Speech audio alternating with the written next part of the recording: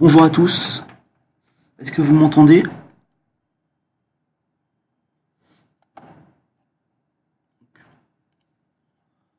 Oui, parfait. Parfait, donc on va pouvoir commencer l'atelier. Donc sur les balayages de courbes dans 3 designs. Donc déjà pour commencer, alors juste deux trois petites choses. Donc la 9.4 est sortie il y a quelques temps. Donc, elle est téléchargeable sur notre site internet. Donc vous pourrez la télécharger voilà, pour mettre à jour votre version 9. Donc aujourd'hui, le thème de l'atelier, ce sera le balayage de courbes dans 3 designs.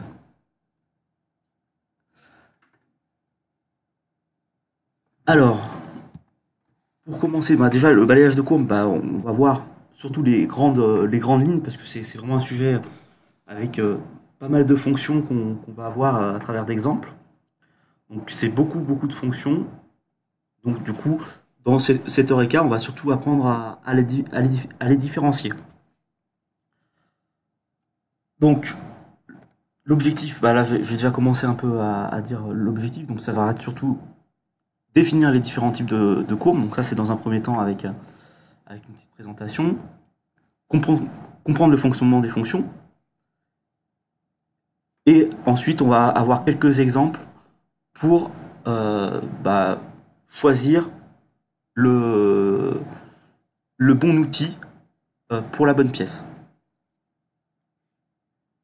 Certaines fois, on aura voilà, les mêmes résultats pour le même outil, mais et certaines fois, on aura des choses totalement différentes. Donc c'est pour ça qu'on va apprendre à voir ces différences-là. Donc déjà, on va commencer par définir le balayage de courbe. Le principe est assez simple, hein. On a un rail, donc ça peut être un segment, une NURBS, une courbe ouverte ou fermée. Et on a un profil et une section qu'on va venir faire suivre le rail. Après, on a des variantes dans les différents types de balayage. Et donc, on va aller voir, on va voir ces fonctions plus en détail. Donc, on va commencer par regarder les types de balayage. Après, on va aller un peu dans 3 designs en même temps pour appuyer les différentes choses qu'on va voir sur les types de balayage. Donc le premier, on va pas y passer trop de temps, c'est l'extrusion. L'extrusion, c'est quelque chose qu'on maîtrise assez bien. C'est un balayage, par contre, le rail, on va dire, il est créé automatiquement. C'est un segment simple, donc du coup, le logiciel est capable de le créer sans forcément qu'on le voie physiquement. Voilà. Donc on n'a pas besoin de le créer, il se crée automatiquement. Et on peut, voilà, on a la possibilité avec cette fonction. Donc dans les avantages, c'est simple à utiliser, hein, il suffit d'avoir un contour fermé et planaire. Et on peut également faire des dépouilles et des contre-dépouilles. Donc ça, c'est les avantages de cette fonction. Bon, elle est assez simple, on va quand même voir dans 3 designs. Sur un exemple simple. Donc, parce que du coup, on parle de planaire et de contour fermé. Donc, on va pouvoir l'illustrer. Donc effectivement, si je fais un contour ouvert, si je fais une extrusion de mon contour, j'aurai pas un volume. C'est pas que c'est pas possible, j'aurai une surface. Certaines fois, on en aura besoin, mais généralement, pour faire un volume, on va fermer cette courbe.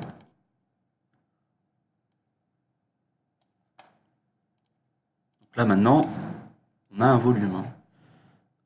Alors, ici, on a un volume. Donc, vous voyez des parties un peu noires et grises.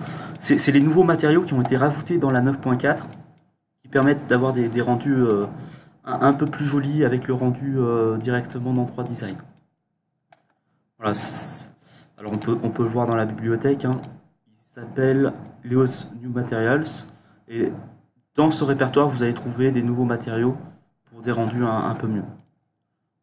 Peut-être que pour la présentation, je vais passer sur quelque chose de plus sobre pour éviter ces réflexions qui peuvent gêner le travail, hein. Mais pour les rendus, ça fait des rendus qui sont plutôt réussis. Revenons à notre courbe. Donc on a dit qu'il fallait qu'elle soit planaire.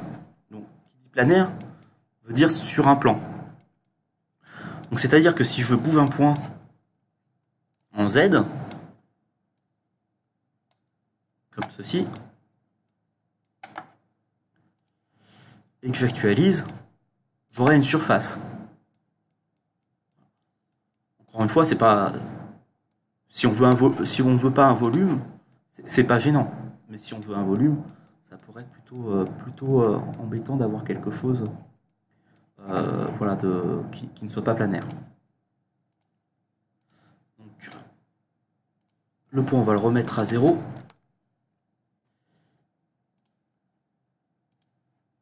Voilà. Donc, je vous parlais qu'on pouvait donc mettre de l'angle avec donc, la possibilité de rajouter un angle.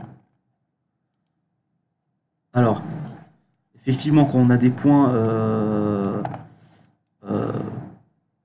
vifs, on a souvent on peut avoir des problèmes. Mais ça, c'est juste, il faut faire attention à bien soigner vos courbes de façon à pas avoir des points trop.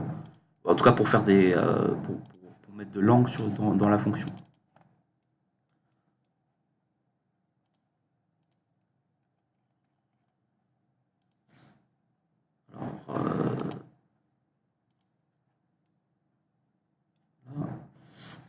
Alors qu'est-ce qui fait? Alors je vais refaire ma courbe.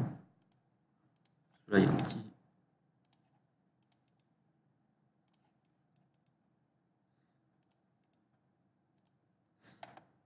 Souci. Alors je vais faire une courbe symétrique.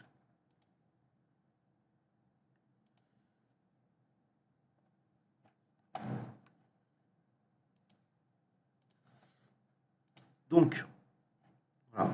Là, normalement, ça va fonctionner. Voilà, si je mets un peu d'angle. Voilà. Alors là, j'ai pas mis beaucoup d'angle, donc forcément, ça se voit pas beaucoup.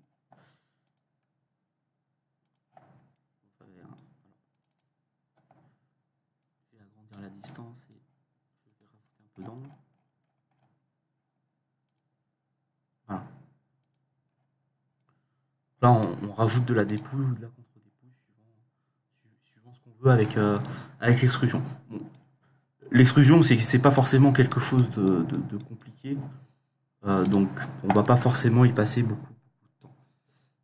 C'était juste pour vous la présenter parce que c'est un des outils de balayage. Ensuite, on va dans le deuxième. Généralement, c'est à peu près le deuxième qu'on voit quand on est en formation, c'est l'assistant balayage.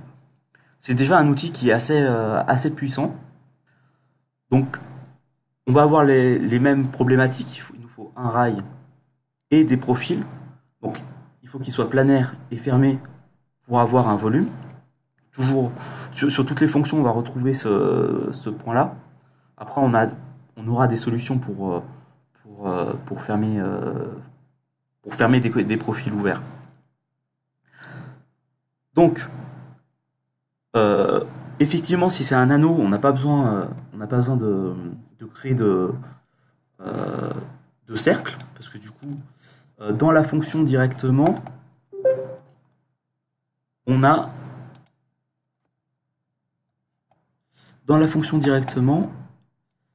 on va avoir alors ça c'est dans la taille de doigt, excusez-moi. Dans la fonction, on va avoir une taille de doigt qui se crée automatiquement. Vous pouvez choisir pouvez choisir la taille. Voilà. Évidemment, c'est pratique. Il y a moins d'options que dans la taille de doigt. C'est pour ça souvent qu'on préfère créer une taille de doigt avant. Mais elle a le mérite de pouvoir faire des bagues assez rapidement. Et pas forcément que des bagues, parce qu'on peut faire des choses beaucoup plus grandes avec la personnalisation ici. Et donc, du coup, ça c'est un avantage de la fonction d'assistant balayage. Alors, un autre avantage, c'est qu'on peut utiliser des symboles comme profil. C'est-à-dire que je vais créer une taille de doigt directement dans l'assistant balayage. Et ici, je vais pouvoir créer des profils. Évidemment, on peut créer nos profils. Alors, pour créer un profil, alors je vais vous le montrer rapidement. On crée une forme qu'on peut sauvegarder. Comme ça, on se crée sa propre bibliothèque. Et l'esquisse, on va l'exporter. On va l'appeler esquisse. Et on va choisir le fichier symbole. Donc ça va nous aider sur beaucoup de fonctions de balayage de créer ces éléments. Et donc du coup après il nous demande si on veut une vue, la vue qu'on veut. Voilà. Une vue de devant. Et on aura la visualisation dans... Alors ici, il faut actualiser. Et ici on aura notre esquisse qui est mis dans nos symboles, donc on va pouvoir le réutiliser dans beaucoup de fonctions de balayage. Ça c'est un des points forts de l'assistant balayage, mais également il y a beaucoup de fonctions qui peuvent utiliser les symboles qui sont directement dans la bibliothèque. Et l'un des très gros points forts de l'assistant balayage, c'est effectivement de pouvoir rajouter plusieurs profils, autant de profils qu'on veut. Je rajoute un premier profil, je peux également en rajouter un deuxième de l'autre côté, et changer le profil, parce qu'il est basé sur le morphing par tranche qu'on va voir après. On peut changer les dimensions, et ça, voilà, on peut faire vraiment déjà beaucoup de choses. On peut décaler notre profil, le tourner, et on peut rajouter autant de profils qu'on veut. Et le logiciel va calculer de façon à les relier. Voilà, pour avoir des choses plus ou moins réussies, mais voilà, on peut rajouter des profils vraiment. Voilà, s'il y a une partie de notre bac qui ne nous plaît pas, on rentre dans la fonction assistant balayage et on place autant de profils qu'on veut. Si on a envie de placer 50 profils, on peut passer 50 profils. On verra d'autres exemples avec l'assistant balayage.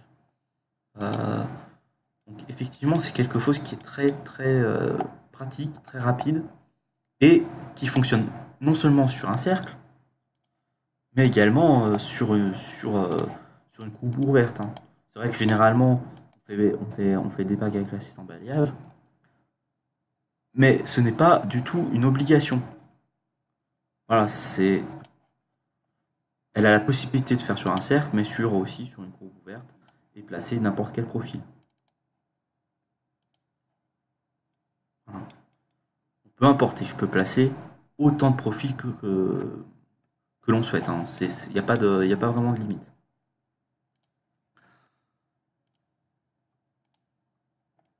Voilà pour l'assistant balayage en termes on va dire de généralité.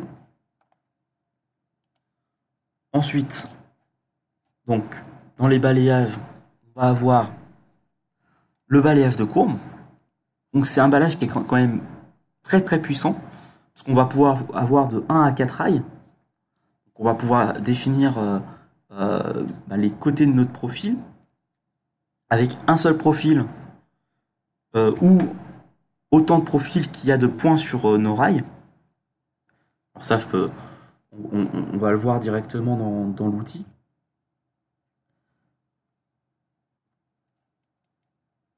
Après, on aura un exemple, on va faire un exemple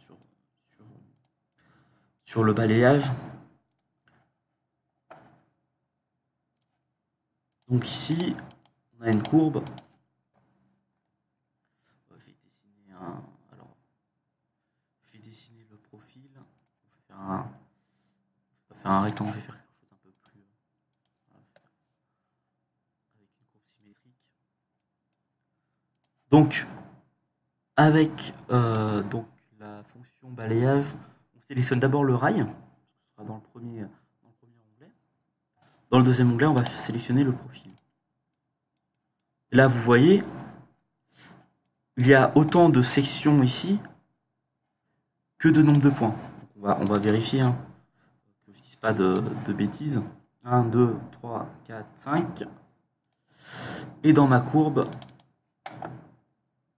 j'ai 1, 2, 3, 4, 5 points. Voilà. Donc si vous voulez quelque chose de plus précis, il faut rajouter des points. Donc vous avez la fonction dans l'esquisse qui s'appelle affiner.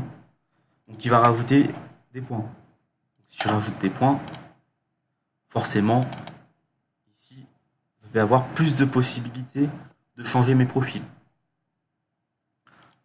Alors, un des paramètres qui peut être intéressant, on va le voir quand on a deux rails, on peut faire une échelle de hauteur. Ça va être plutôt intéressant. Ça va s'adapter suivant la largeur. Il va adapter également la hauteur. Un des inconvénients, c'est qu'on est obligé de faire l'esquisse de la bonne taille. On n'a pas ici de façon de régler la taille de notre profil. Si on veut modifier la taille de notre profil, on retourne dans l'esquisse. On clique sur notre élément. Et on fait une échelle et on réajuste de façon à avoir quelque chose, la taille désirée. Bon, ça c'est juste un début pour la fonction parce qu'on va faire quelque chose d'un peu plus complexe. Effectivement, on a aussi la possibilité de gérer l'alignement. Alors ça c'est le dernier avantage, c'est vrai qu'on peut aller vers le bas, c'est-à-dire aligner le profil vers le bas, vers le haut, à gauche, à droite. Donc déjà on a cette possibilité.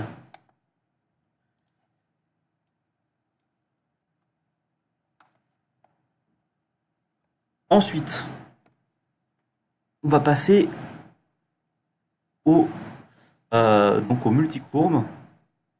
Donc ici le balayage multiple en fait, on va pouvoir avoir un rail composé de plusieurs courbes. Alors ça faut bien le comprendre, c'est que il faut bien grouper ces rails pour pouvoir utiliser cette fonction sur tous les rails, sur toutes les courbes. Voilà, on reste sur une esquisse qu'on va grouper. On va grouper tous les éléments et ensuite on va pouvoir les utiliser. Donc, par contre, voilà, on a un seul profil fermé et planaire. Alors, pas obligé pour un rail qui est fermé. C'est-à-dire que si j'ai un cercle et que j'ai une esquisse 3D, il va quand même réussir à me fermer mon contour. Donc ça on va le voir. On peut le voir sur un exemple. Hein. On peut le supprimer. Je vais faire un cercle.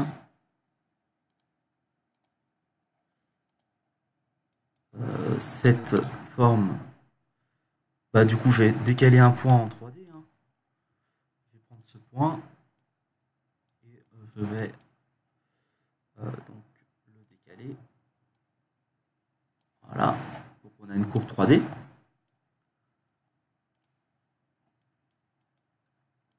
Donc ça peut être intéressant si vous avez un contour qui est ouvert. Donc ici, on va sélectionner notre contour. Un des avantages de cette fonction, c'est qu'on a aussi la possibilité de faire un carré et un cercle directement. C'est-à-dire que ici, dans la fonction, vous pouvez mettre un cercle, ça fait directement un profil. Voilà, c'est très rapide. Donc ça, c'est plutôt intéressant Si on veut faire un rectangle ou un cercle, on a cette fonction qui est vraiment très rapide. Et donc ici, si je sélectionne ma courbe, il va réussir à me la fermer. Donc ici, on aura bien un solide, malgré notre courbe qui n'est pas planaire.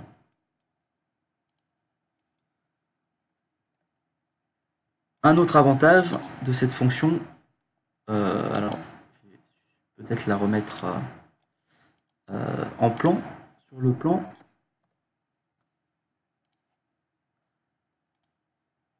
Donc, on a une courbe ici, et on va choisir notre profil. Ici, la forme au bout de notre courbe, on va pouvoir choisir quelque chose d'arrondi.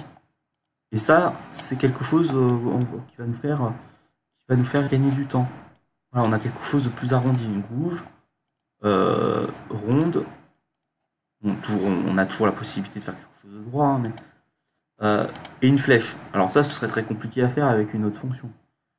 Un pointu, une flèche comme ça, ce serait assez compliqué. Voilà, et on a la possibilité de faire différent des deux côtés. Arrondi d'un côté et une flèche de l'autre.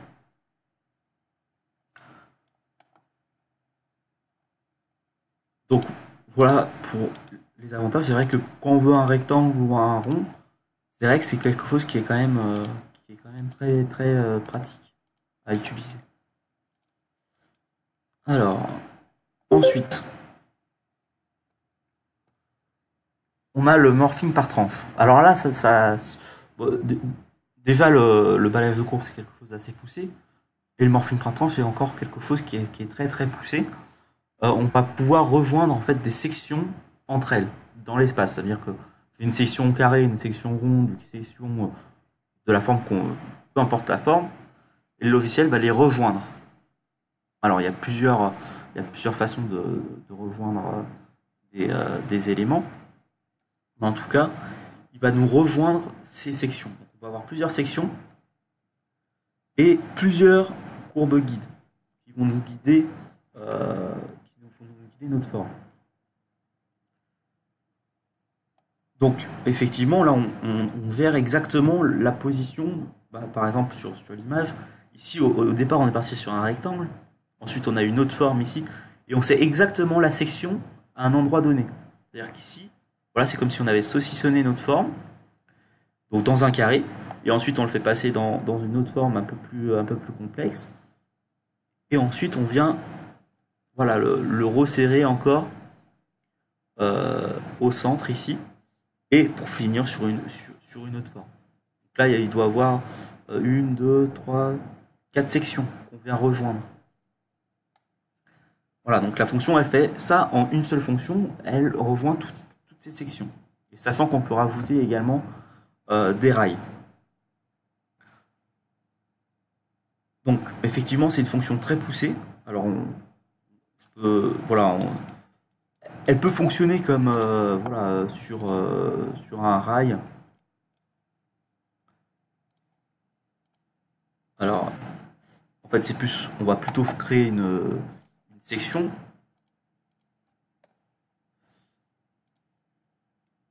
Voilà. Et on peut voilà, décaler cette section, donc en gardant l'original.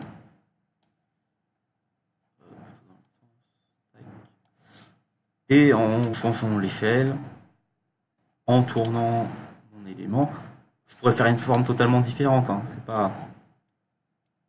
Et ici, alors, comme c'est un outil qui a besoin que des sections pour travailler, on peut sélectionner les sections, aller dans la fonction, et il va nous rejoindre nos formes.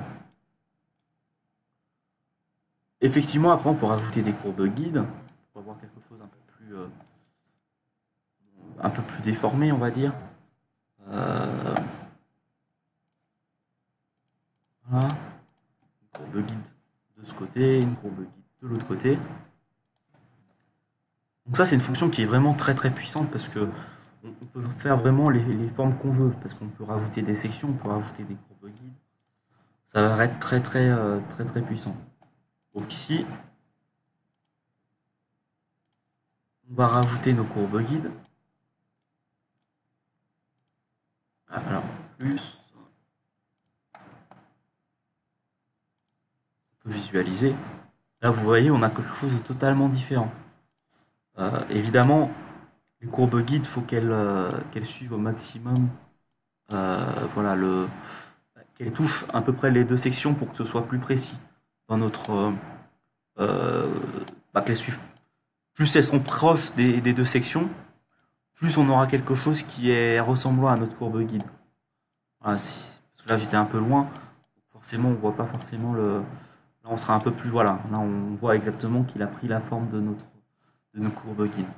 Donc là après la création, on peut faire vraiment des choses, voilà, vraiment des formes totalement différentes, juste avec deux sections et deux courbes guides, et on a quelque chose de très, voilà, on va dire d'assez finalement organique, parce que finalement on peut gérer également le suivi si on veut quelque chose de plus qui suive mieux les formes. On a des options d'interpolation ici. Alors ici c'est pas forcément le voilà, c'est plus quand on a plus de profils.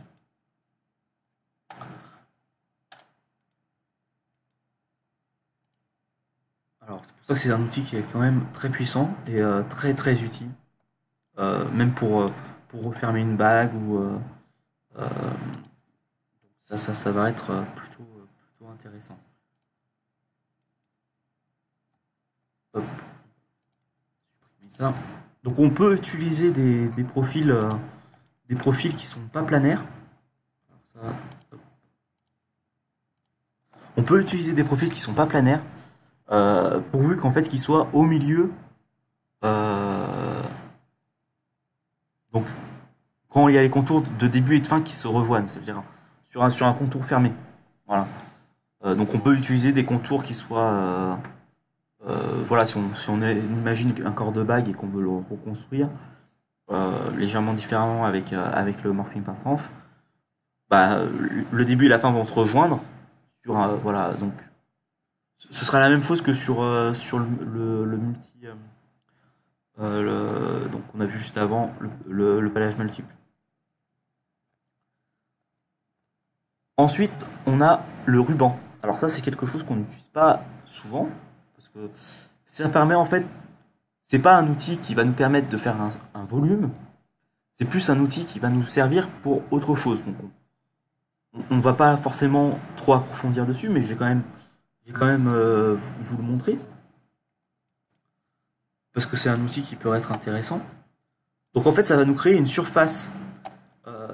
Et cette surface, alors ce qui va être intéressant avec cette surface, c'est qu'on va alors décaler des points. Alors, en Z, celui-ci, on va le décaler également. Ensuite, on va faire quelque chose comme ça. Bon, peu importe la forme, ça peut être une courbe 3D ou une courbe 2D. Hein, c'est pas, il n'y a pas d'obligation dans. Voilà, là on peut travailler en 3D parce que de toute façon, on est sur des surfaces. Voilà. Comme ça.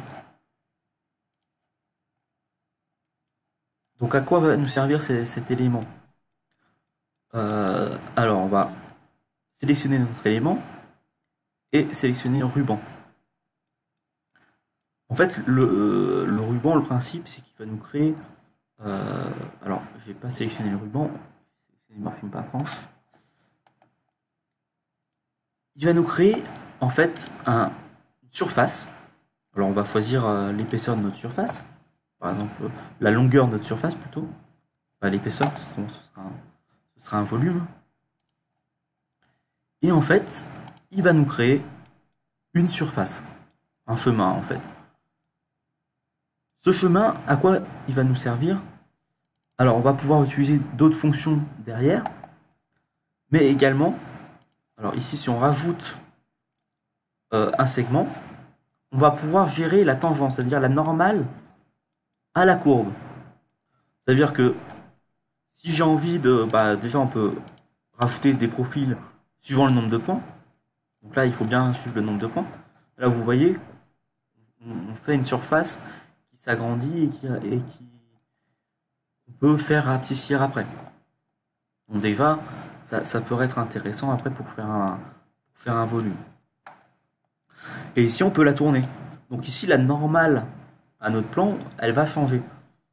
Parce que du coup, voilà, la normale à ma courbe, voilà, elle est faite automatiquement par le logiciel. Et là, avec cet outil, on va pouvoir changer l'orientation. Rajouter un autre profil, peut-être tourner dans l'autre sens et le rapetissir un peu, peut-être pas autant. Voilà. Et puis en rajouter un autre. Et là, vous voyez, on est sur le nombre de points. Hein, on est sur le nombre de points. Donc, d'où l'importance d'avoir suffisamment de points pour votre réalisation. Donc là, vous voyez, maintenant on n'est plus... notre surface, elle tourne suivant ce qu'on a défini dans le ruban. Alors, pourquoi faire une surface comme ceci? C'est pour ensuite utiliser... alors, on va utiliser, par exemple, l'assistant balayage. Et ici, à la place d'avoir une esquisse, on va avoir ruban. Donc en fait, il va prendre la normale à mon ruban au lieu de prendre la normale de la simple courbe en fait.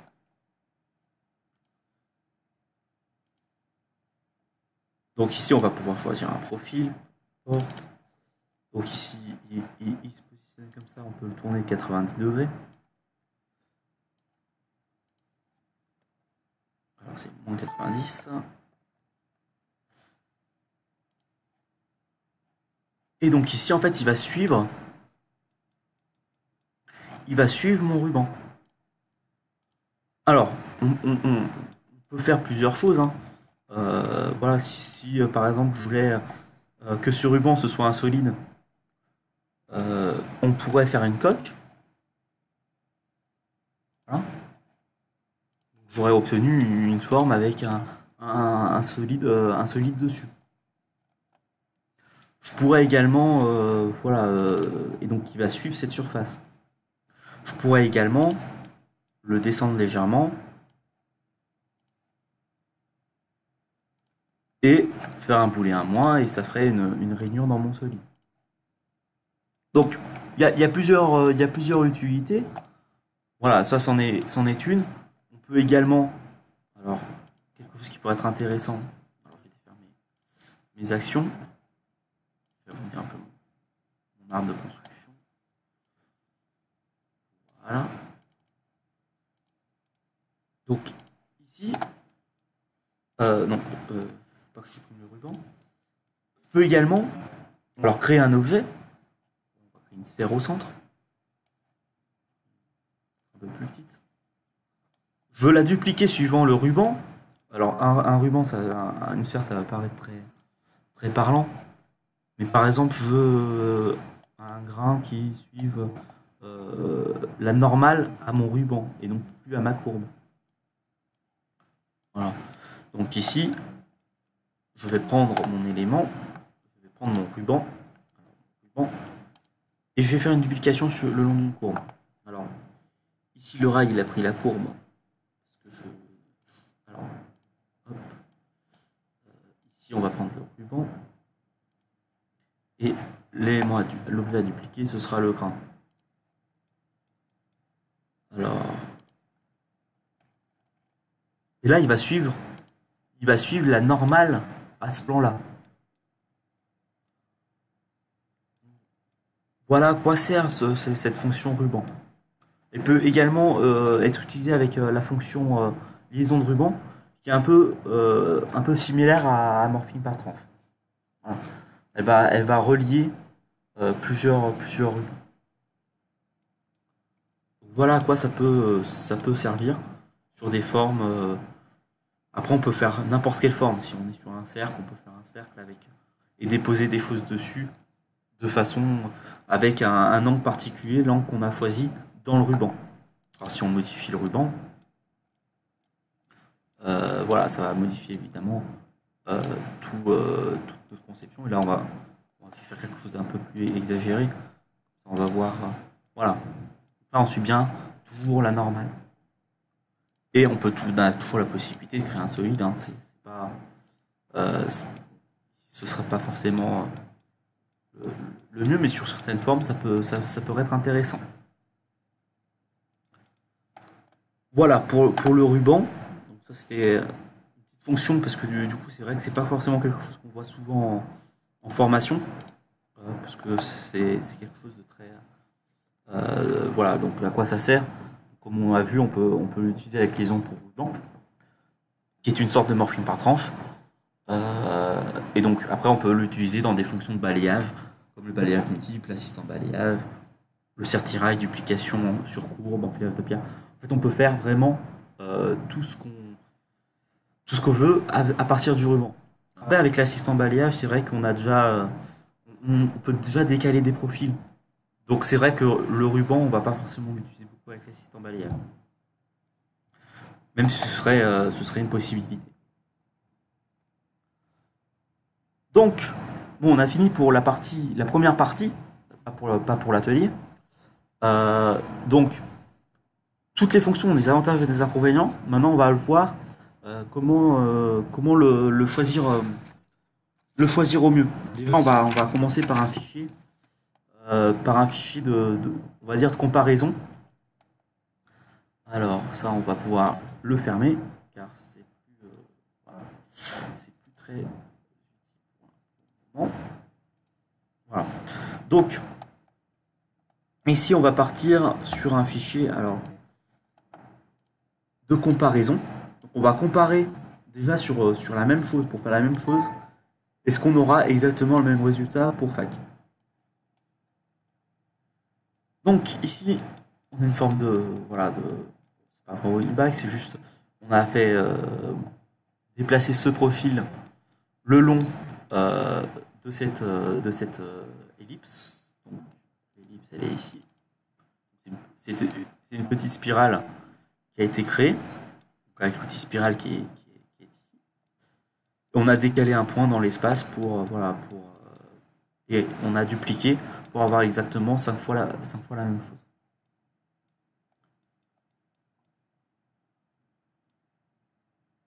Alors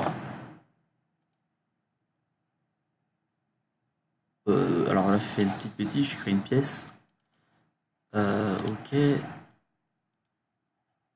Supprimer. Voilà. La mauvaise pièce, non, c'est bon. Voilà. Alors, on va le refaire. Hein, donc, effectivement, l'extrusion, on va pas pouvoir faire ça. On pourrait peut-être le faire. Alors, en faisant une extrusion et ensuite en utilisant déformer suivant une courbe. Mais l'extrusion, on va pas non plus faire une extrusion sur une courbe parce que ça n'a pas vraiment de sens. Donc le premier qu'on va utiliser, c'est le balayage de courbe. Donc on sélectionne la courbe. Balayage de courbe, on va rajouter un profil. Et là, on voit qu'on n'est pas bien positionné. Il faudrait qu'il soit à 90 degrés pour qu'il soit à gauche. Alors, hop. Voilà. Donc ici, ce qu'on va voir, c'est que ici, on part sur quelque chose de droit. Et notre balayage de courbe va suivre la normale à ma courbe. Alors effectivement, on pourrait faire le ruban et faire un ruban et tourner notre profil. Ce serait bien compliqué pour faire une forme comme celle-ci. Donc voilà le résultat qu'on va obtenir avec le balayage de courbe. Un balayage de courbe, c'est tout simple. Même en créant un deuxième profil, ça risque d'être compliqué parce qu'on peut pas le tourner, il faut bien le positionner. Ensuite, on a, alors ici, ce qu'on va, alors je vais tous les masquer, ce sera plus simple.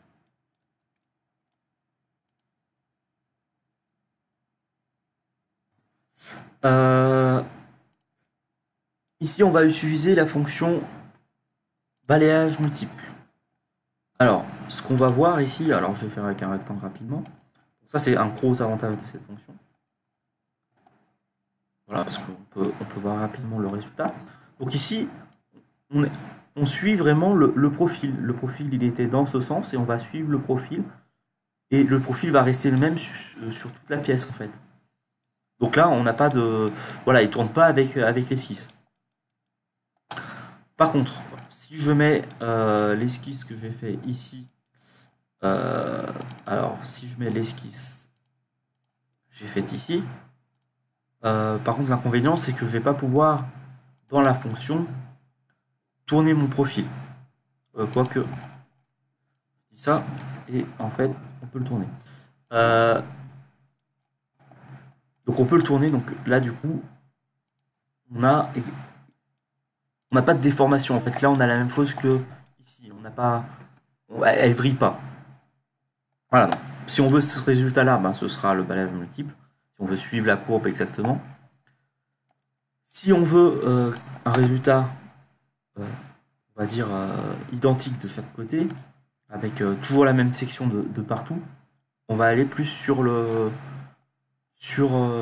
balayage multiple. Du coup, on a également l'assistant balayage. Alors l'assistant balayage, on a notre courbe, on va choisir un profil. Alors, un profil. On va visualiser. Et là, on voit qu'on suit, on suit la forme. Donc, effectivement, on obtient le même résultat qu'avec le balayage de courbe. C'est pas les mêmes algorithmes, donc on n'a pas exactement le même résultat.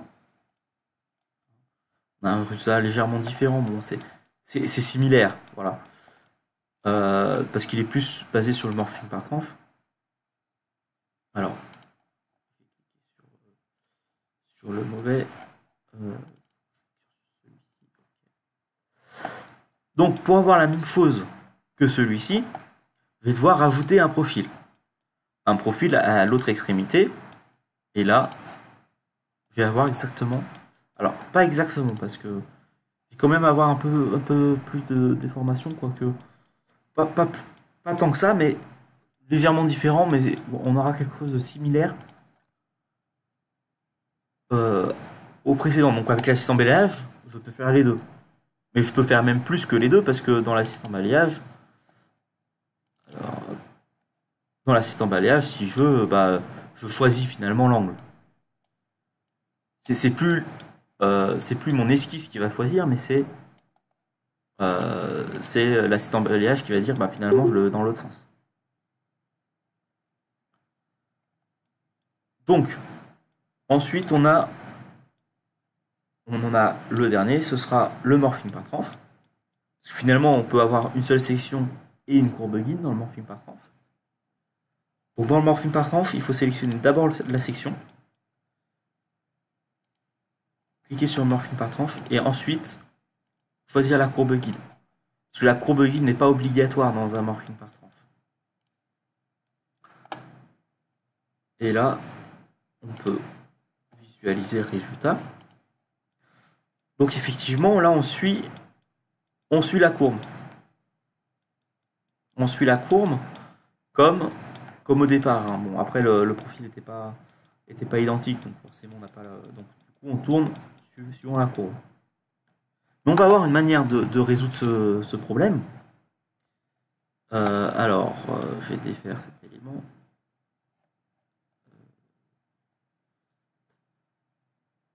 Alors, lié au support ici, je vais le défaire.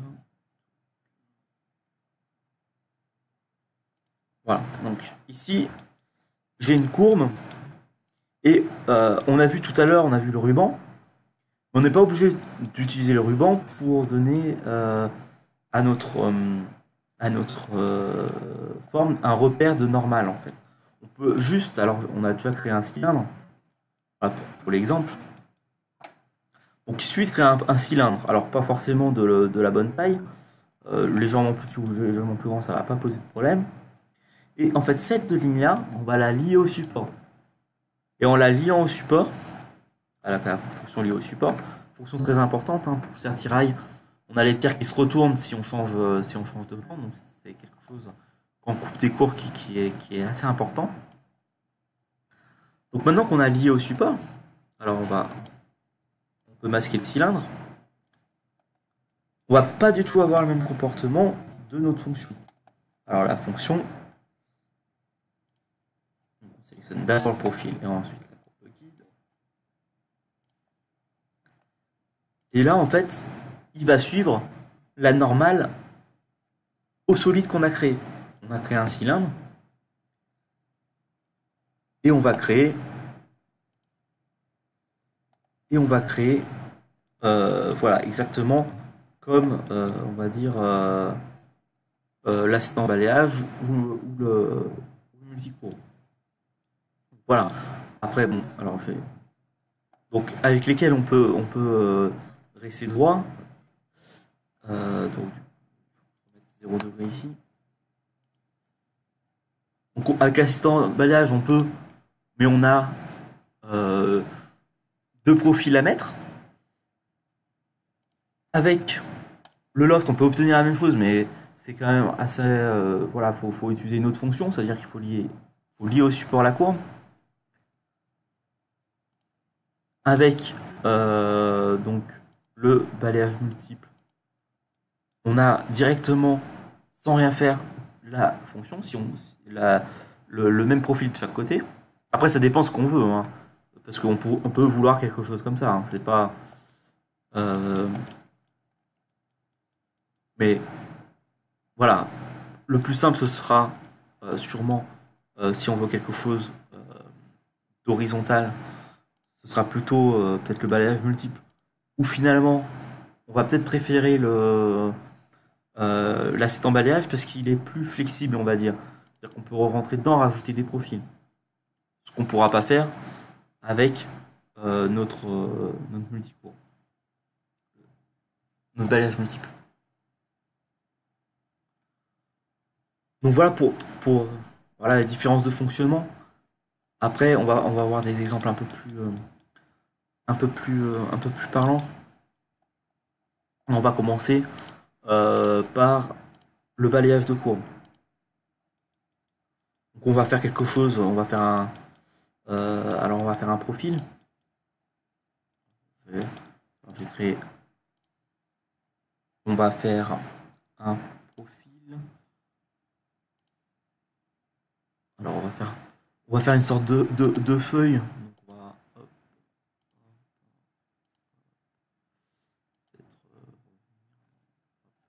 voilà. Bon, comme ça, bon, ça devrait faire quelque chose de pas trop, de pas trop mal. Voilà. Ça, ce sera notre profil. Ensuite, alors j'aime bien faire des fois plusieurs esquisses. Alors mettre mon profil d'un côté, par exemple, et ensuite refaire une esquisse pour faire, par exemple, mes courbes guides. Voilà. On va faire une courbe guide de ce côté. Et on peut repartir. On va pas forcément faire quelque chose de symétrique. Donc effectivement, je pourrais même partir sur deux formes différentes. Voilà, comme ça, voilà. Comme ça, on aura deux profils. On a deux courbes guides. Donc maintenant, on a tous nos éléments.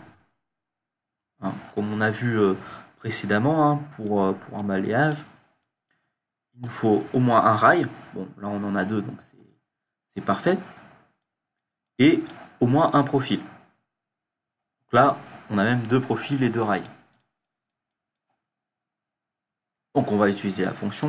Donc on va sélectionner alors les rails en premier.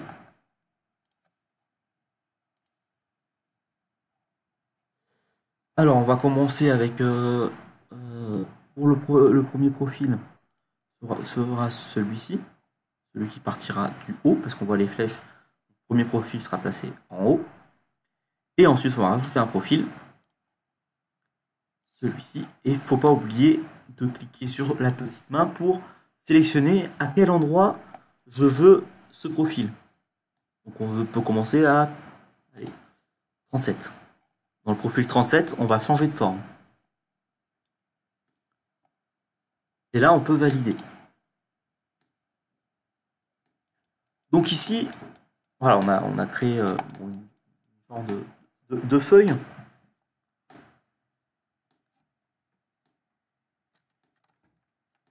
Voilà.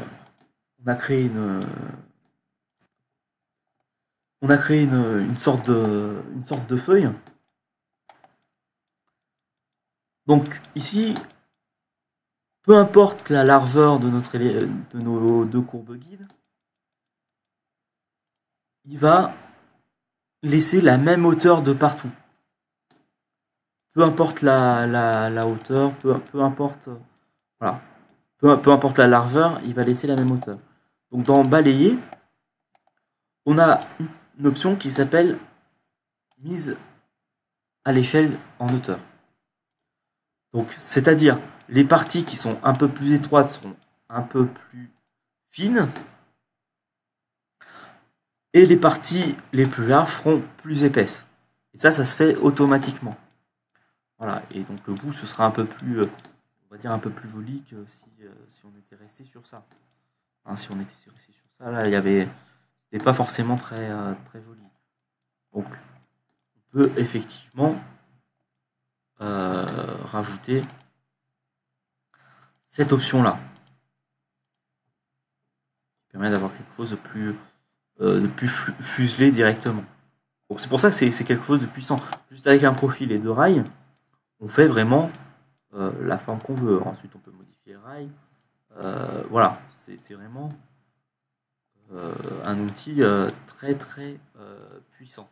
En termes de conception, on peut mettre, là vous avez vu, on peut mettre 37 profils. Donc ça fait pas mal de possibilités voilà, pour réaliser quelque chose voilà, de plus... vraiment la forme vraiment que vous voulez. Après on peut modifier les profils. Ah, pour avoir quelque chose d'un peu plus bombé. Également le second. Voilà, on peut avoir quelque chose de plus bombé en dessous. Voilà. On va pouvoir travailler ces formes et avoir la visualisation en direct. Bon bah on va rajouter un guide. On va rajouter un guide pour la hauteur. Donc on va faire une esquisse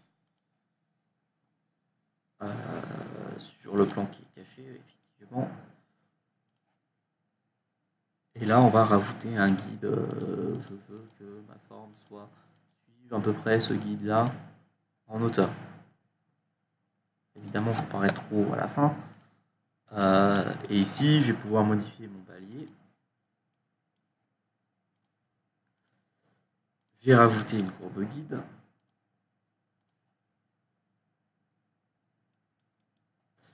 Et échelle en hauteur, ça va plus être en compte, hein, ce qui est logique. Et on va suivre en fait cette forme-là. Là, on suit la forme de notre élément. On a toujours le bon profil, hein, mais on a rajouté un paramètre sur la hauteur.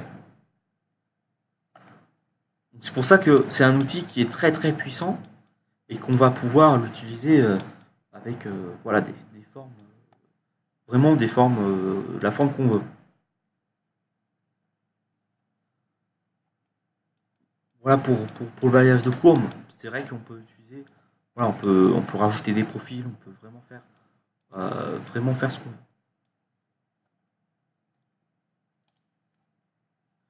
Ensuite,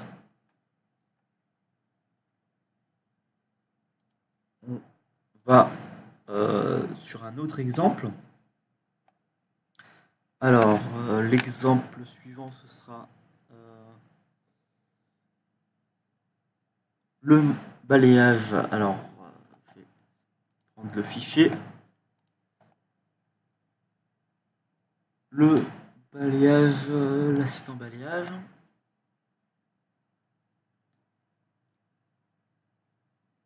Alors, ici, on pourrait le faire avec autre chose, hein, mais on risque d'avoir des soucis. Pour faire cette forme en 3D, parce qu'on pourrait utiliser effectivement le balayage multiple, mais il faudrait faire le cercle et faire cette forme en 3D et dessiner directement cette forme. Donc comment faire alors, parce que bon, je pense que le balayage multiple c'est pas forcément le plus simple. En plus ici on voit qu'on a plusieurs sections, donc le balayage multiple est directement éliminé. Donc ça semble assez complexe parce qu'on ne peut pas vraiment faire l'esquisse en 3D, ça serait vraiment très compliqué. Avec le morphing par tranche, il faudrait des sections un peu de partout, plus une courbe guide. Donc l'assistant balayage semble logique. Après, comment le faire? Est-ce qu'on va le faire directement dans sa forme finale?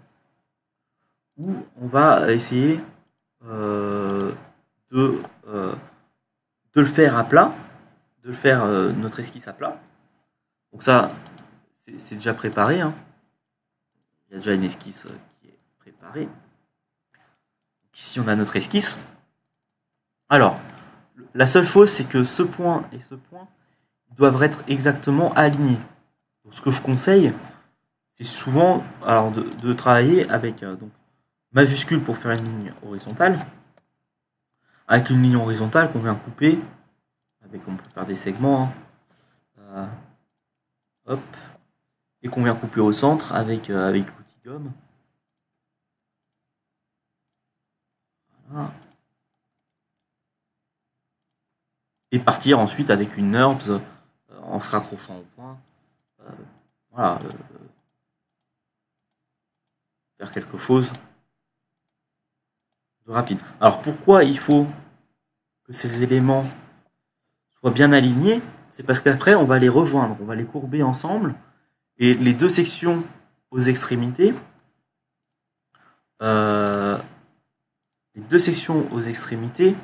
doivent être bien alignées. Si elles ne sont pas alignées, mes deux surfaces ne seront pas alignées quand je vais les retourner sur une taille de doigt. Donc ici on est parti sur une taille 56 en développé. Donc voilà comment a été faite l'esquisse. C'est quelque chose d'assez simple. Donc, comme on l'a dit, hein, alors j'ai déjà également les profils. Hein. Les profils, on a utilisé des courbes symétriques. Donc, un avec un peu de creux et l'autre sans le creux à l'intérieur. Ici, on va pouvoir partir avec l'assistant balayage. Et donc, on va créer un premier profil. Donc, le premier profil, on va choisir celui-ci. On va pouvoir le tourner, alors 90 degrés. Là, il faut être assez précis. Alors, moins 90. Bien choisir l'échelle dès le départ. D'ailleurs, si je veux 3 mm et 2 mm. Par exemple. Et je vais créer des profils identiques. Alors, un de ce côté, un proche du premier. Comme ça, j'aurai bien quelque chose qui d'assez linéaire de ce côté. Ensuite, je vais créer un autre profil de l'autre côté, à l'autre extrémité, identique. Comme ça, on aura exactement le même profil de chaque côté pour les rejoindre. Ce sera mieux parce que du coup, on va passer en surface. Ce sera plus simple pour le calcul au niveau du calcul dans 3Design. Et ensuite, on va rajouter des profils au fur et à mesure. Donc, un autre profil ici, légèrement plus grand par exemple. Pour donner l'illusion un peu qu'on passe dessus l'autre élément. Donc plus.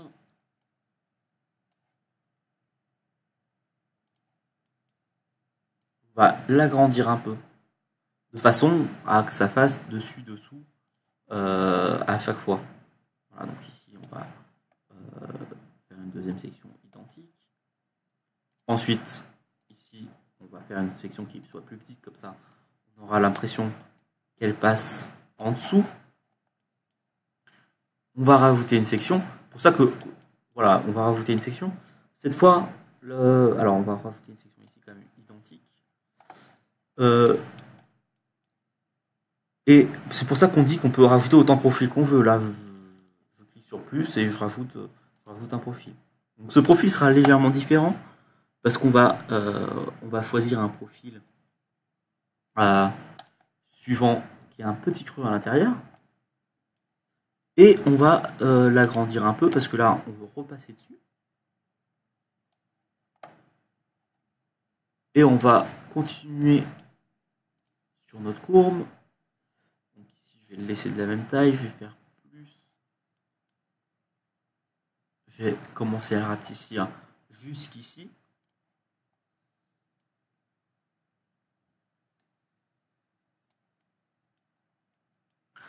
Et un petit plus, un profil ici. Et ça va s'agrandir jusqu'au dernier profil ici. Donc là, on peut visualiser. Donc il va prendre un peu de temps parce qu'il y a pas mal de profils. Voilà. Donc ici, vous voyez, vous avez le creux ici, pas de creux de l'autre côté. On a la forme qu'on souhaite. Alors, une fois qu'on a cet élément, alors je vais afficher mes plans parce que ce sera plus simple, au moins le plan OXZ. Et ici, je vais créer une taille de doigt. Donc, j'ai dit taille 56, donc on va mettre une taille 56. Mon élément, j'ai supprimé les faces de chaque côté.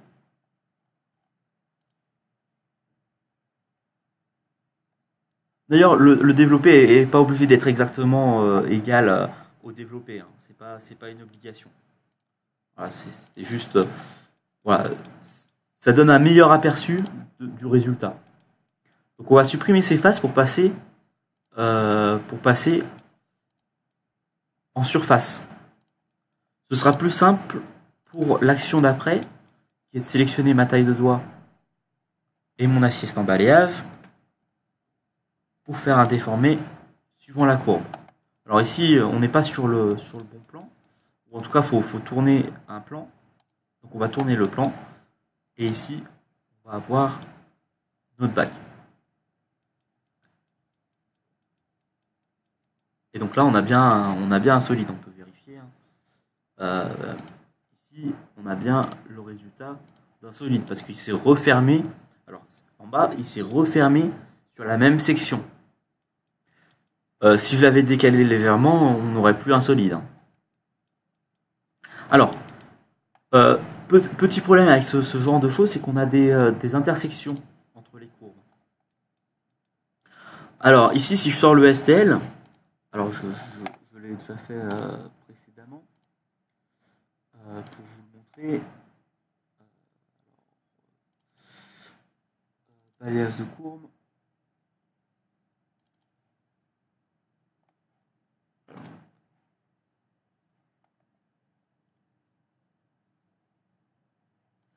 Ici, si je coupe mon élément, vous voyez, à l'intérieur du solide, alors là, on va avoir des petits creux au niveau des intersections. Alors pour résoudre ça, on va le voir tout à l'heure. Mais ici, si je veux le résoudre, je peux très bien prendre ma courbe et vraiment décaler mes points. Décaler mes points de façon à qu'il n'y ait plus d'intersection entre mes solides. Voilà, je peux le décaler un peu vers le bas. Et celui-ci. Donc du coup, l'illusion, on n'était pas obligé de... Alors, on n'était pas obligé de la créer avec, voilà, avec plus d'épaisseur. On aurait très bien pu juste décaler des points de façon à ne pas avoir cette intersection entre des solides.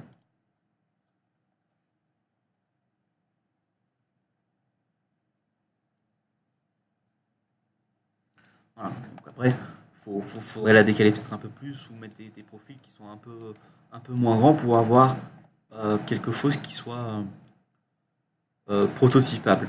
Après, certains prototypeurs ont la possibilité de le faire directement comme ça, hein. Il y a des logiciels de STL qui bouchent ces trous.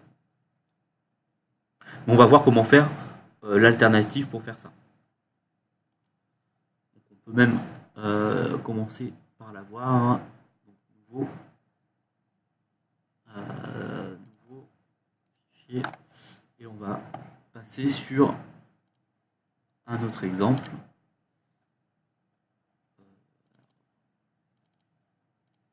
Donc, la clé de sol que vous avez vue sur l'emailing.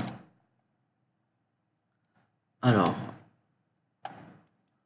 bon voilà, on a une clé de sol. Bon, c'est juste une esquisse. Alors là, effectivement, si je la fais de la même façon, je vais avoir on va dire le même résultat. Alors comment on va faire pour faire cette clé de sol sans qu'ici on ait un creux dans le STL pour éviter les intersections. On est parti sur une courbe, alors je vais refaire cette courbe. Donc on va masquer ces éléments. On va créer une esquisse avec une courbe NURBS.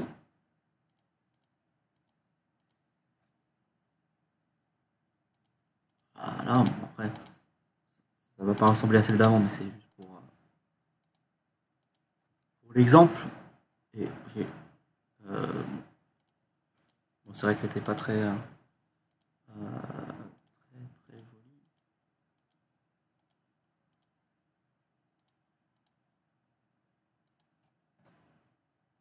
Voilà, on va peut-être encore voilà, enlever un peu de façon à avoir des choses un peu plus arrondies.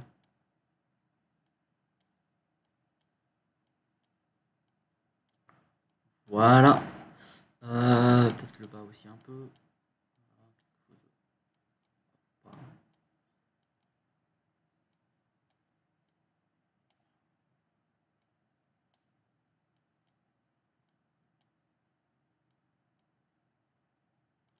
Voilà. On est parti sur quelque chose. Voilà, elle n'est pas forcément super.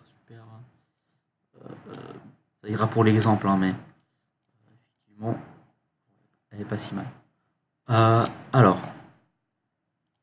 ici, effectivement, je pourrais utiliser le balayage multiple et dire, bon,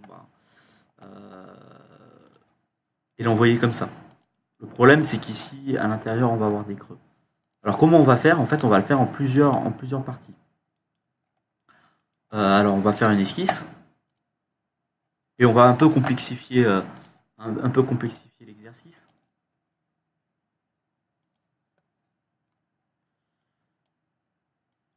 Alors, on va faire... Hop, on va complexifier l'exercice. Parce qu'en plus, je veux que les épaisseurs ne soient pas les mêmes de chaque côté. Qu'on soit plus épais ici qu'ici, par exemple. Donc, je vais utiliser le balayage de courbe. Je vais utiliser une section qui se trouve ici. Et je vais arrondir... non, pas arrondir les bords. On pourrait, hein, mais c'est pas le but. On va juste agrandir un peu notre section. Alors là, c'est peut-être un peu beaucoup. Je vais mettre 1.2.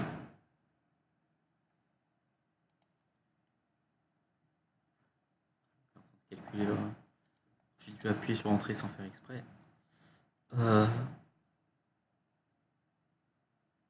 Donc, le multicourbe. Je vais peut-être faire l'inverse. Je vais partir sur 0,7 parce que ma section est déjà assez importante. Donc, ce sera plus épais ici et moins épais ici. Par contre, j'ai mis un facteur d'échelle, 0,7. Alors, pour vraiment savoir si ici j'ai la taille que j'ai, bon, en plus c'est pas insolite parce qu'on voit des problèmes, mais j'ai créé cette forme juste pour récupérer. Alors, on va le définir comme élément de base, juste pour récupérer la surface ici, la courbe. C'est pas très grave, soit pas insolide. Alors, ça met un peu de temps à calculer. Donc je vais récupérer juste la courbe de bord ici de cet élément. Et cet élément, on va le masquer. Parce que du coup, je ne savais pas la taille de cet élément parce que j'ai juste mis un facteur d'échelle. Donc j'ai besoin de le récupérer. Donc, on a cette courbe. Mais maintenant, on est en beauté parce qu'on a une intersection ici. Et quand on revient, on a une autre intersection ici et une intersection ici. Donc en fait, la méthode, ça va être de découper notre courbe. Donc ici, on va revenir. Donc la première intersection, elle va être ici. Donc ici, alors je peux quand même afficher le solide comme ça. Je vais couper ma courbe ici, à cet endroit-là. Avant l'intersection entre mes solides. Alors pour couper une courbe, on avait vu ça dans les esquisses. C'est CTRL et triple clic. Alors. Ou autrement, vous avez également la possibilité de changer le point de départ. Et en changeant le point de départ, vous allez donc ici, on s'arrête là. Donc ici, après ensuite, là il n'y a pas d'intersection, on va s'arrêter juste ici. Donc avec le point de départ, on va pouvoir couper notre courbe. Donc ici, j'ai bien 1, 2, 3 courbes. Et donc maintenant, j'ai plus d'intersection. Parce que je vais faire mes solides séparément. J'ai plus d'intersection dans la même fonction. Donc, on peut même actualiser. Hop. On peut le masquer. Et mon balayage de courbe. Ici, on va pouvoir faire un balayage de courbe avec la section. Cette section-là. Et maintenant, pour faire cette partie-là, alors comment on va faire? On a une surface et cette courbe ici. Il faut bien la remplir. Alors, on pourrait sûrement faire un balayage. On pourrait prendre cet élément. Alors, j'ai oublié une intersection. Effectivement, j'ai oublié que ici, ça va s'intersecter. Donc, il faut que je double-clique ici. Et en fait, ici et ici, il n'y a pas d'intersection. Alors, ici, la courbe. Et je vais la couper juste ici. Voilà. Ah oui, c'est triple clic, j'ai fait qu'un double clic, je pense. Voilà. Une courbe ici, une courbe ici. Donc ici, pour remplir cette courbe, je vais devoir avoir une courbe ici qui ressemble au profil. Donc le profil, pour récupérer les courbes, on a courbe de bord, on sélectionne la surface et on récupère la courbe de bord. Maintenant qu'on a notre contour, on va pouvoir réaliser alors peut-être un balayage, on va tester. Alors courbe 4, ça c'est le rail, et un profil, celui-ci. Alors, effectivement, ça fonctionne, mais au niveau de l'orientation, on n'est pas bon. On n'est pas bon. Donc le mieux pour respecter une section, ça va paraître le balayage. Le mieux, ça va être d'utiliser un morphing par tranche. Donc la tranche, ça va être la section. Et la courbe, ça va être... Alors, il faut sélectionner courbe guide. Et là, on va avoir quelque chose de plus logique, qui va suivre notre courbe. Et ensuite, bah, on fait la même chose, sauf que là, on a deux sections. Donc, on va récupérer notre courbe de bord. On va sélectionner notre tranche et faire un morphing par tranche par un ruban.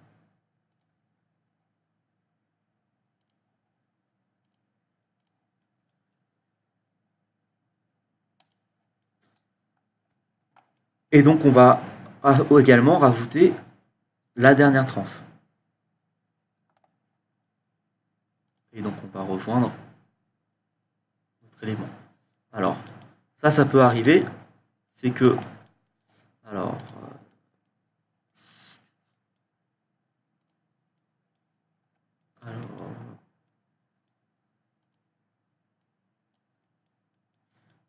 c'est que nos points, ils sont pas bien positionnés. Alors, on va pouvoir le changer. Alors,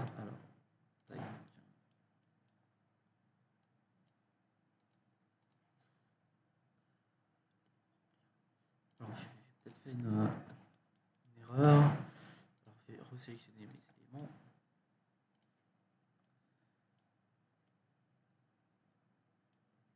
Effectivement, ils ne tournent pas dans le bon sens. Alors, guide. Donc là, je pense qu'on va avoir le problème parce que effectivement. Alors, là, quand on a un problème de ce genre, on peut alors sélectionner notre courbe de bord et on va modifier la courbe. Alors, c'est dans courbe et modifier des courbes. Et ici, on va pouvoir inverser le sens du contour. Donc, maintenant, normalement, si je vais dans le morphing par tranche, j'ai toujours le même souci.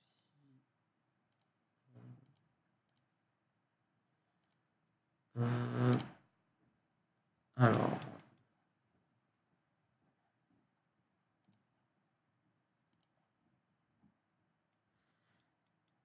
généralement, alors il y a quelque chose qui se passe mal. On peut pas modifier les courbes. Changeons le sens. Plus. Pourquoi il ne me change pas? Alors.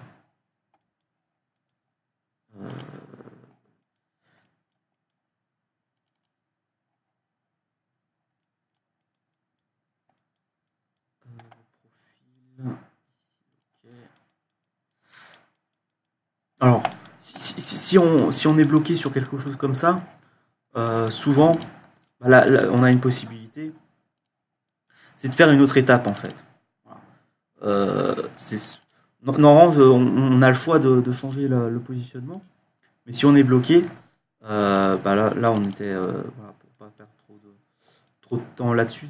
Normalement, ça fonctionne, on peut changer le point de départ. Ici, on va pouvoir créer encore un morceau en fait, un morceau de notre pièce. Donc, on va sélectionner nos fonctions, d'autres sections, morphing par tranche, courbe, guide facultatif. Et ici, on va créer un autre élément. Donc là, on va refaire courbe de bord. C'est un peu plus long, mais des fois, ça pourrait être plus rapide que d'essayer de changer des points de départ. Donc ici, on va sélectionner nos deux sections. Morphing par tranche. Facultatif. Ici, normalement, on est bon. Voilà. Là, après, on a juste à faire un booléen de l'ensemble. Et si on l'exporte en STL, bon, pour ceux qui ont un STL, hein, mais autrement, c'est juste pour vous montrer, c'est pas forcément très important, c'est juste pour vous montrer qu'à l'intérieur du STL, il n'y a plus ces creux, en fait. Donc, alors,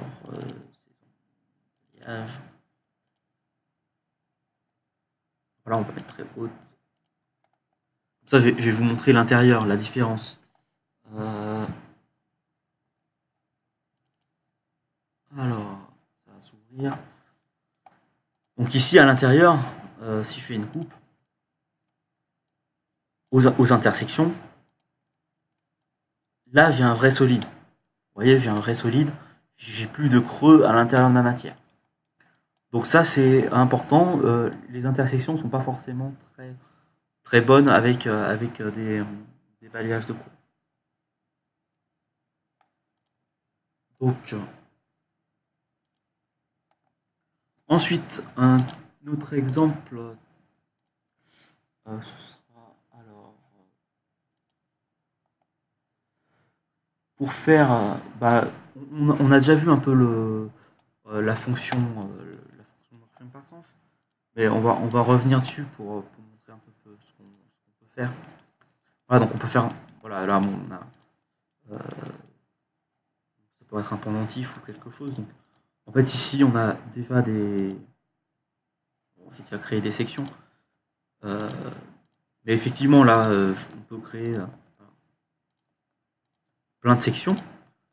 Donc en fait, on peut les créer sur la même esquisse et ensuite les décaler avec la fonction déplacer, tourner, redimensionner. Donc ici, je peux très bien prendre mes éléments et venir faire un morphing par tranche. Alors, je sais pas ce qui s'est passé. Alors. Donc ça pourrait être des pièces à l'enjeu. Donc ici, on va réafficher les esquisses. On va afficher celle-là, tiens. Hop. Celle qui était déjà. Donc là, on a fait tout sur le même plan et ensuite on peut les décaler. Hop.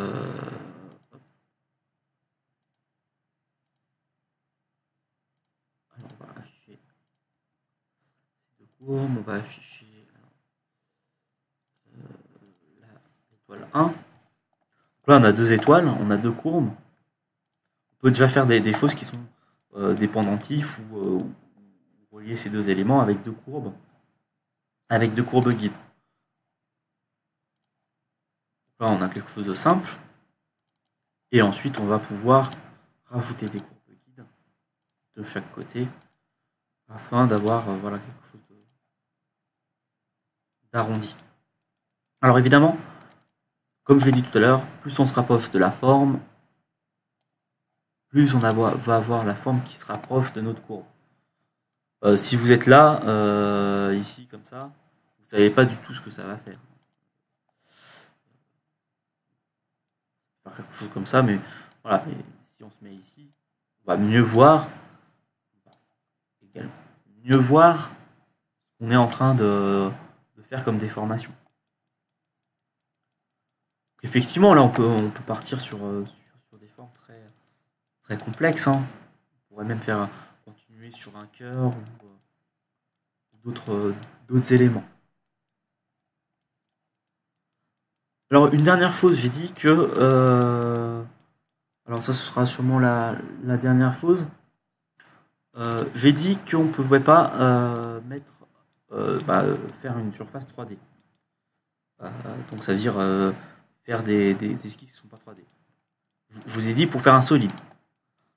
Alors, si par exemple j'ai un point qui est légèrement décalé, peu importe, hop, je décale ce point. Alors, ce point qu'il faut que je décale plutôt. Alors pourquoi il ne veut pas bon, je vais le refaire sur un autre exemple parce que là, c'est déjà. Alors, on va faire une courbe. On va la fermer. On peut même faire une extrusion. Hein, c'est pas vraiment le problème. Ici, voilà.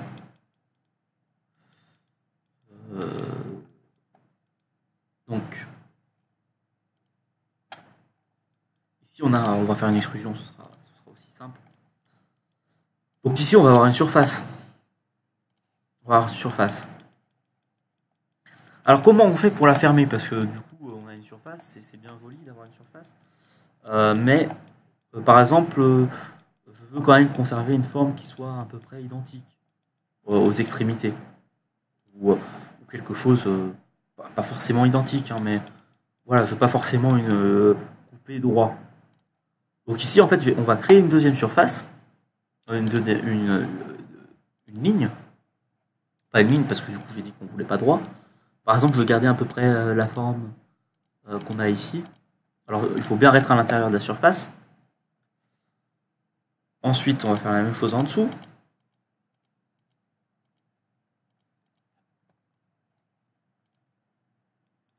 On va extruder le premier.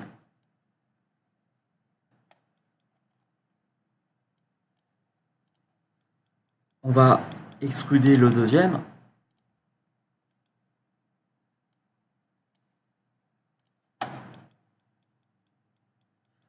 Alors, le problème, c'est que je suis pas à l'intérieur.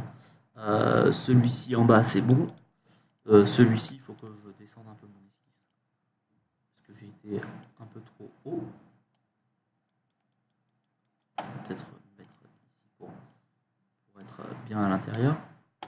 Ah, bon, après, on aurait pu faire quelque chose de plus long, voilà. Après, ça, c'est... Il suffit de créer une surface, en fait. On peut prendre aussi un solide et faire un copie de face.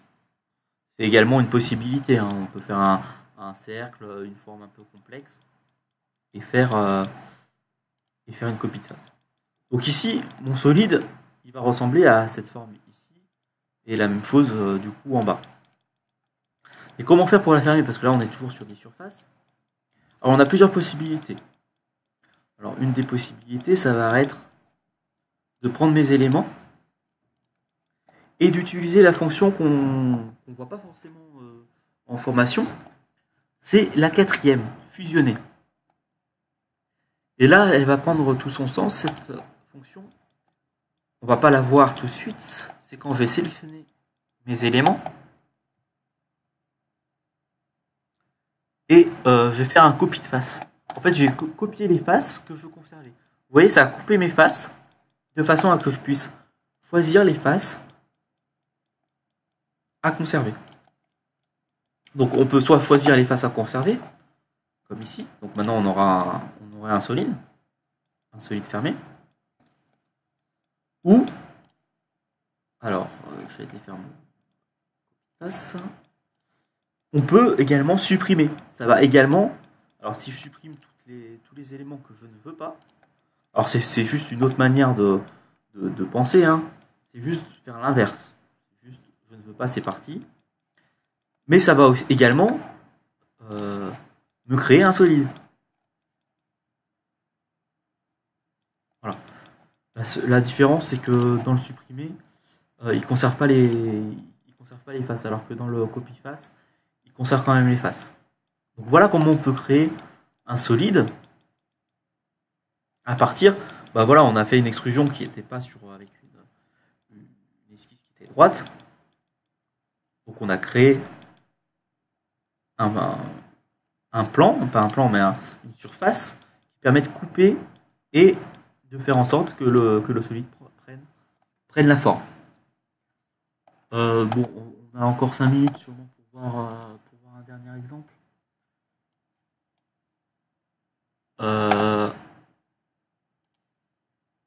Donc ici, au revoir. Ici, pour relier les deux éléments, ce que j'ai fait ici, alors c'est juste pour vous montrer. Alors on pourrait faire très bien une extrusion, hein, pour relier les deux éléments. Bon, ce serait pas forcément très, on va dire, très joli, hein. Une extrusion, voilà, ce serait assez lisse. Ce que j'ai fait, c'est que j'ai fait un morphing par tranche entre ces éléments.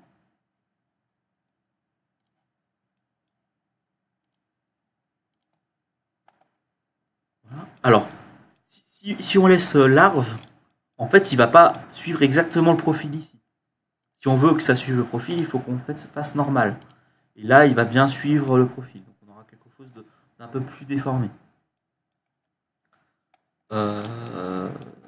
Donc ici on va obtenir une surface parce qu'en fait ces deux courbes ici c'était des courbes projetées, donc ça devient des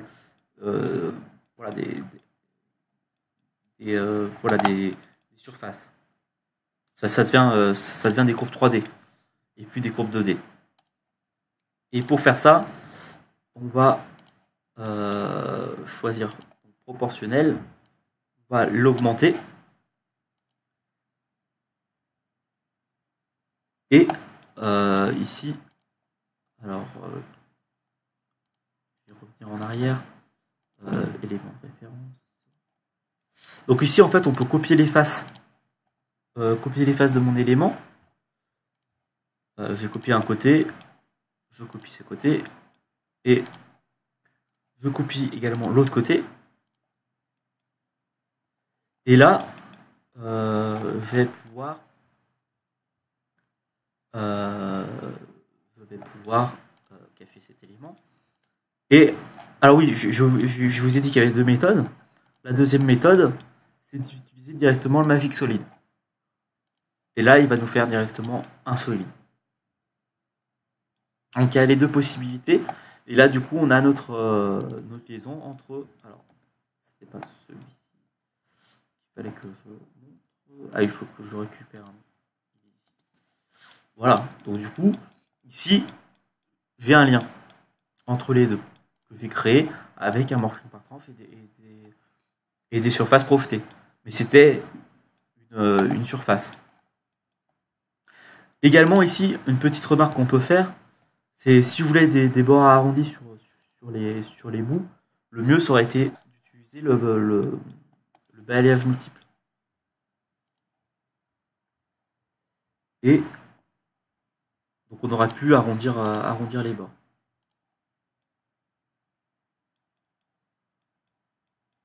Alors, j'ai un dernier exemple à montrer qui est intéressant sur le balayage multiple d'ailleurs. Donc ici, on a créé des courbes. Alors comment on peut créer ces courbes? En fait, c'est assez simple. On va faire une esquisse qui sera un segment. Hein, qui part du centre. Alors, ce qu'on peut utiliser, c'est les outils d'accrochage. Ici, je suis à 30 degrés. Donc, je vais m'accrocher à 30 degrés à un endroit. Ici, je vais faire une extrusion. Et de côté, je vais faire une duplication circulaire. Alors, il faut bien fusionner la duplication circulaire dans cet exemple-là. Autrement, il vous fera que la première. Donc 12, comme ça tous les 30 degrés, il y aura une ligne qui va se faire. Alors, j'ai oublié un petit point. Sur l'extrusion, on n'est pas obligé de faire une extrusion droite. Donc si on veut un angle, on décale notre plan. Et ici, on a un angle. Voilà. Donc du coup, on aura des courbes légèrement décalées. Donc ces éléments, alors il faut bien les fusionner. Bien cliquer sur fusionner. Et donc, comment on voit si c'est fusionné ou pas? C'est tout simplement, si je décoche fusionner, ici, circulaire, je vais l'afficher. J'ai plein de carrés englobants. Donc il faut bien le fusionner ici. Et ici, je vais cacher mes éléments. Je pourrais faire une courbe sur toute la... Alors si je fais courbe d'intersection qui est ici, je vais avoir des rondes un peu tout autour de mon élément. Mais je veux pas la partie basse. Je sais pas si vous avez vu au départ le balayage de courbe. Ce que je veux, c'est quelque chose comme ça. Je veux que sur la partie supérieure rajouter un élément.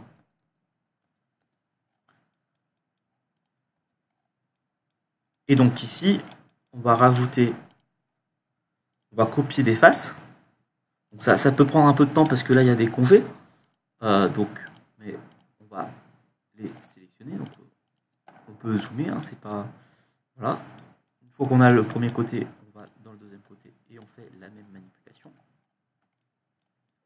sans oublier. Alors si c'est plus simple, on peut faire tout sélectionner et juste supprimer la face qui nous intéresse pas.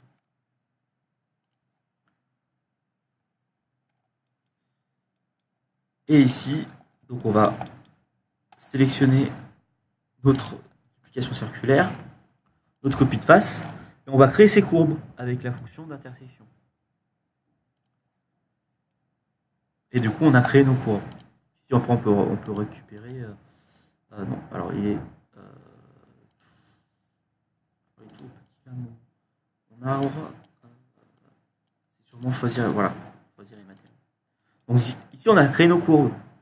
Donc là, évidemment, le mieux, ça va être, alors, c'est d'utiliser le balayage multiple, parce qu'on a les courbes qui sont groupées, et j'ai mon balayage multiple qui est parfait pour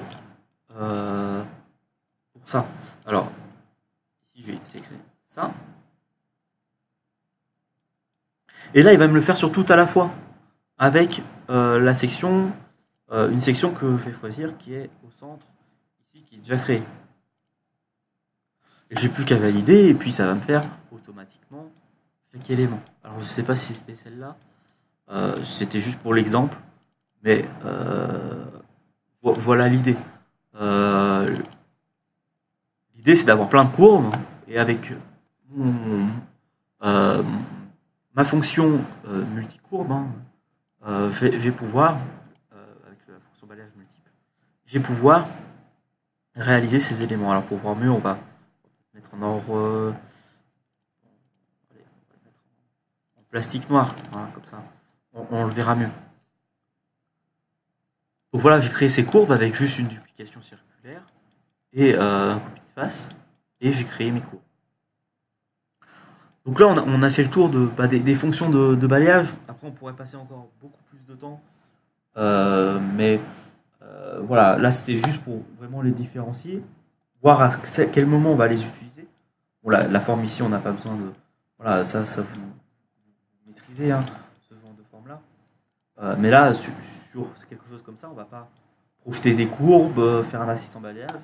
Le plus simple, ça va être le multicourbe. Alors, j'espère que ça a répondu à vos attentes par rapport à cet atelier. L'atelier se touche à sa fin. Il va en avoir donc, 2 autres qui sont déjà programmés. Donc, le prochain, c'est le 14 décembre avec pour thème, donc, je crois c'est le toi et moi. Et en janvier, il va avoir un thème sur les torsades. Donc, tout ce qui est tout ce qui est torsade. D'ailleurs, ici, elle existe, hein, torsade. Dans le balayage multiple, on peut faire des torsades dans cette fonction. Donc, on verra comment faire des torsades. Et des bagues avec des torsades. Les déformer et voir ce qu'on peut réaliser avec les fonctions de 3 design pour les torsades. Et pour également la fonction toi et moi qui est ici. D'ailleurs, on a vu un exemple avec un corps de bague avec un toi et moi. Donc voilà, donc l'atelier touche à sa fin. Donc vous pouvez me poser des questions dans la rubrique questions de GoToWebinar. Donc si vous avez des questions, je peux y répondre. Donc, alors quelqu'un a une question? Alors, oui. Est-ce que vous pouvez écrire votre question pour que je puisse y répondre? Après, vous pouvez toujours laisser des commentaires sur la vidéo ou nous appeler. Hein. Alors, pour relier le développer, on a utilisé la fonction. Donc, quand on avait notre bague, alors je peux la rouvrir. La fonction assistant balayage ici. On a utilisé la fonction qui est celle-ci, déformer suivant la taille déformer suivant la courbe, en sélectionnant la taille de doigt. Voilà, s'il n'y a pas d'autres questions, On est toujours au support et puis vous pouvez mettre des commentaires ou même si vous avez des sujets, vous pouvez toujours les suggérer au support. On, on essaiera de faire des sujets voilà, qui vous intéressent. Donc, merci d'avoir suivi l'atelier.